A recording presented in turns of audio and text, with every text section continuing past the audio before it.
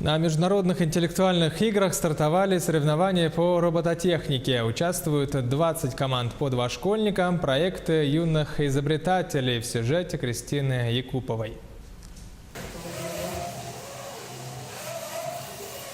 Мирас Муратканов прилетел на интеллектуальные игры с товарищем. Правда, обстоятельства внесли коррективы. Сокомандник сломал ключицу. Теперь Мирас в одиночку отстаивает честь Казахстана. Это мои первые международные соревнования. И получить тут место – это для меня очень большая радость. По первым впечатлениям, здесь участники очень сильные. Хотя и без напарника можно тут и выиграть, так как задания очень легкие в сравнении с тем, по которым я готовился. Здесь создают будущее. Вдохнуть жизнь в робота – задача участников. Однако оживить машину не всегда получается с первого раза.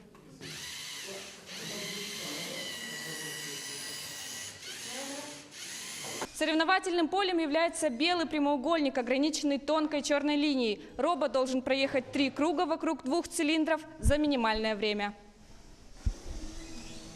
Вообще соревнования мы подбирали таким образом, учитывая то, что по изначальной концепции международных интеллектуальных игр одна школа должна была представить во всех соревнованиях своей команды. Поэтому мы слишком сложные соревнования не стали готовить. Мы подготовили более-менее такие доступные, несложные соревнования. Оценивают юных изобретателей эксперты из Кореи и Японии. Для иностранных ученых роботы – это не увлечение, а работа. По